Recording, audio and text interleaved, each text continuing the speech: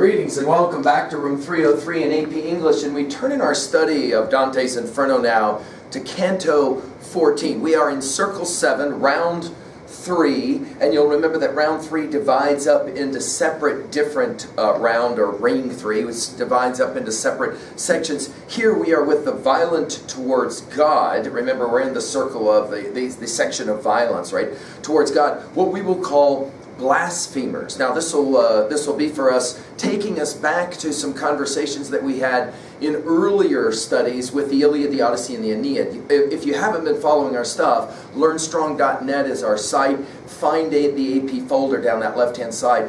I'm working from the assumption that you guys have stayed with me and studied with me from the Iliad, the Odyssey, the Aeneid, all the way up and including Augustine's Confessions as we begin this. We've also given guided comments on each one of the cantos to this point. Let's just summarize really quickly where we've been. In Canto 1, we're reminded that we are in April 1300, April the 7th actually, 35 years old, Dante lost in a wood of error. He needs Virgil's help in Canto 2. After the invocation of the Muse, Virgil says, I was sent by Beatrice to help you. In Canto 3, the inscription of Hell, abandon hope, all ye who enter here, and the uncommitted. In Canto 4, we have Limbo, which is Circle 1, the unbaptized pagans. This is where Virgil actually hangs out, as well as Homer and Aristotle.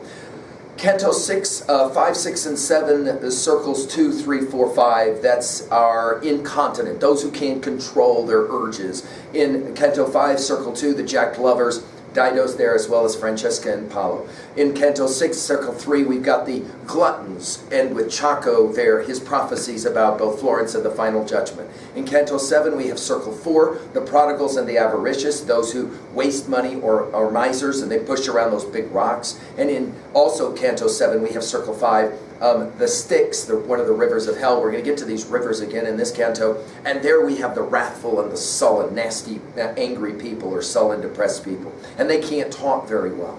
In Canto 8, we have the Philologus and carrying across the Styx, and Felipe Argenti. And for the first time, Dante doesn't treat a person in hell very nice at all. We have the city of Dis, the city of hell, right?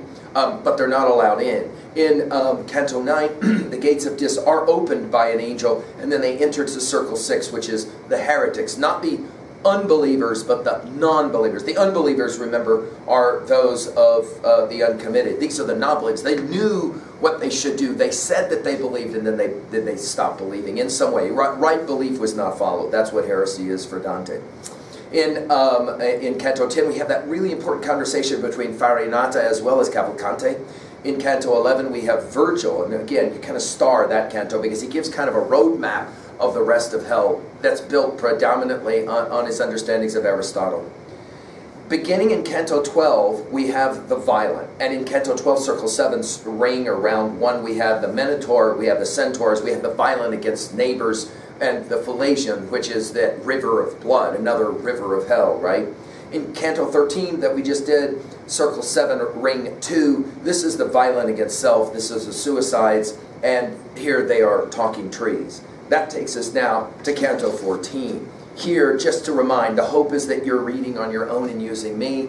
Our learning theory is so important, the connecting of new information to old information in meaningful ways. Again, we are always trying to do that in our reading by answering 3 guiding questions. Level 1, what does the text say? Level 2, what does the text mean? 2A, themes, messages.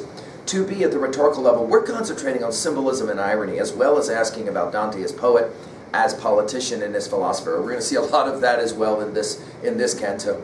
And then finally, we're always asking, how can I relate to this information in some meaningful way? At 3A, relating to the text we already know, we're going to ask some questions about our reading of the Iliad, the Odyssey, and the Aeneid, so get ready. And then finally, we're going to ask what I hope in every one of these lectures is the most important part of our time, and that is, how do you relate personally to this information? A brief plot summary of Canto 14 before we read it. We are in Burning Sand in Circle 7, Ring 3. We have the 3 different kinds of sinners who are being punished in this ring. Some of them are lying supine on this burning sand. These are the blasphemers. You kind of get the picture already. Some are sitting and hunched over. These are the users, those who use money to make money. Why that's a sin, we'll have to get into it.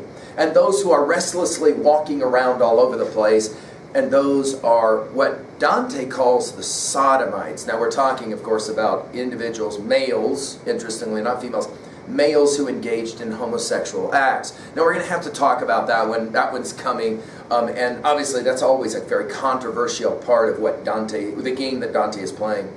They see this large giant guy laid out on the sand. This is Capaneus, and he is the proud. We're going to hear about him. And then finally, we're going to hear a very interesting word picture about, in the center of Mount Ida of Crete, we've got this old man made out of multiple metals. And there's something going on there about declension of state that will take us back to our study of Plato, Book 8 and Book 9. Okay, let's go ahead now and just turn to Canto 14 as we've done before, and we'll just read and annotate as we go. We finished, of course, by Dante being asked, would you please pick up the leaves that have fallen down from the previous section in the Suicide's Ring. Compelled by the love, I bear my native place, Florence that is. I gathered the scattered sprays and gave them again to him who was already faint of voice. By the way, these scattered sprays immediately takes us back to Virgil's Aeneid, doesn't it? And you'll remember that Aeneas says to the Sibyl, I want you to talk to me and not write down the prophecies for me on her leaves. Remember, because they can get all over the place. There's an interesting connection there. From there, we proceeded to the boundary line at which the third and second rings divide. And there, a dreadful form of justice is seen. Going back again. It's always taking us back. You'll remember we began our study of Plato's Republic with the question of what is justice. We're back to it again. Only now it is divine justice that we're talking about, right? A form of justice that's dreadful. To make these new things clear, we too now stood on a plain whose bed rejects all plants. So in other words, it's going to be burning sand. It's like the desert. We're going to even get an image here in a second of the Libyan desert. Bare, flat, garlanded all around by the woeful wood, just as the wood is by the sorrowful moat. So you've got the river Philagi, that river of blood. Then you've got that wood area where all the suicides are, and now you've got just a ring that's like a huge desert of sand. And here we stayed our steps at the very edge. The ground was dry, deep sand, resembling that which Cato trod. We're back to 47 BC. Pompey's defeated troops led by Cato across the Libyan desert. That's what we're talking about.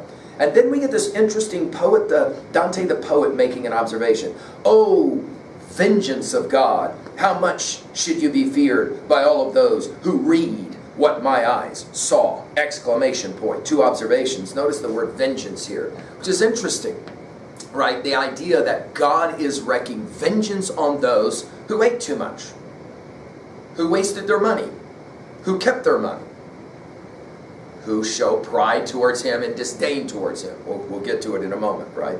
Secondly, notice that he, for one of the only times in the Inferno, makes the observation that he's aware, Dante the poet, that you are reading this material as opposed to, if you're Homer, listening to this material, right? If you're Virgil, you're reading it, of course, right?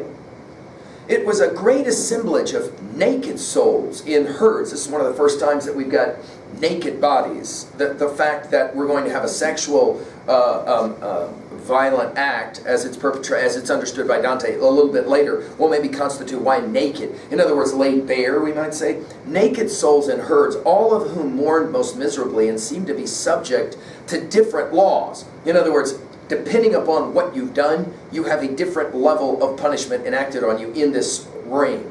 Some lay upon the ground. Those are the blasphemers, supine. In other words, if you stood proud and defiant in the face of God, God makes you lay on the ground as your punishment in this burning heat of the sun.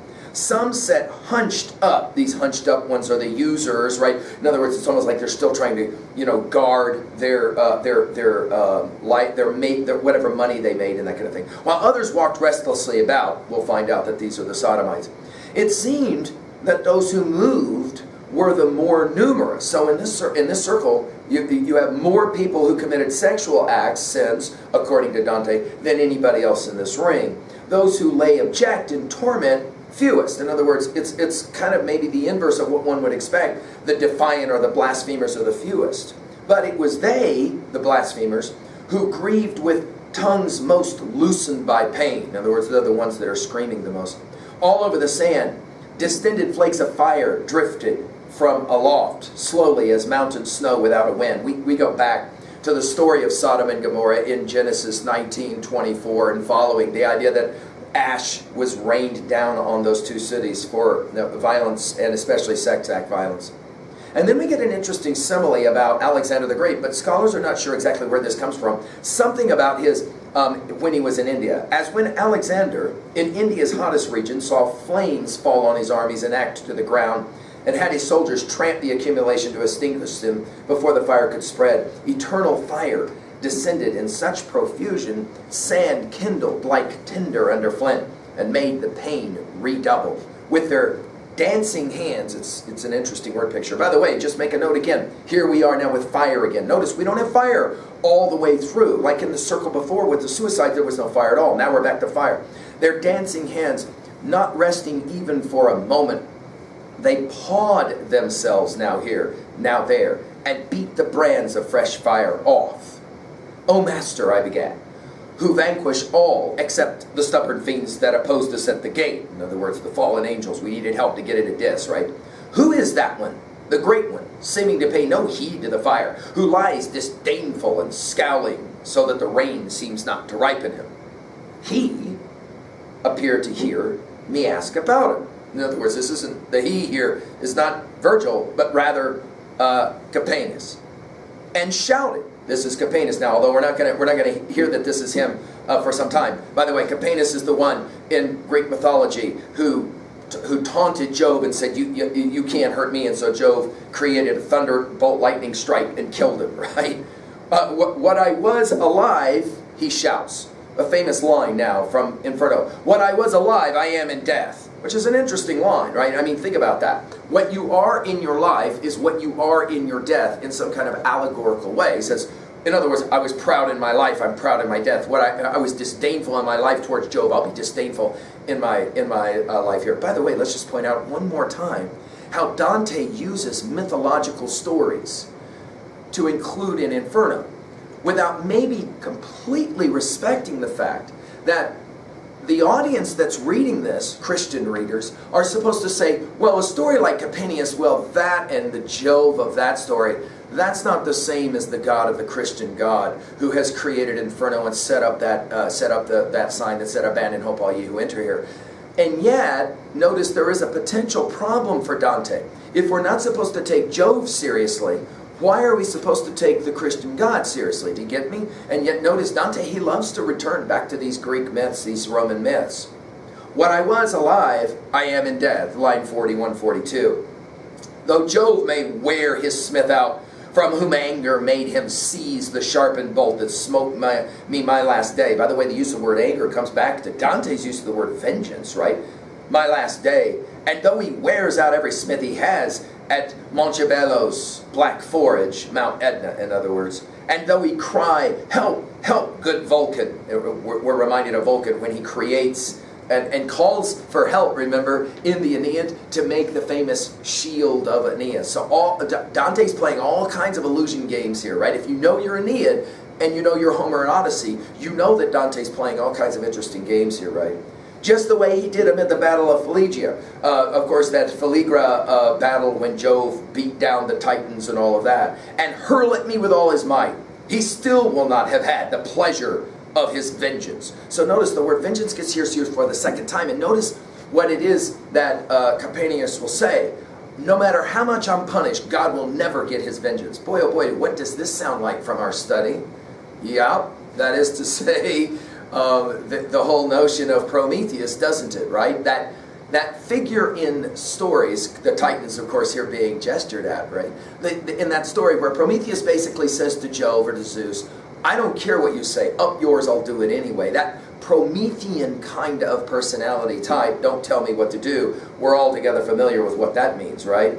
Then, my guide, Virgil, spoke with more force than I had heard and said, O Capaneus, and now we get his name, that this unquenched pride remains in you, just punishes you the more. Your pride is what keeps you being punished even more. No torment but this raging of yours could goad with agony enough to match your ire. In other words, you're getting what you deserved.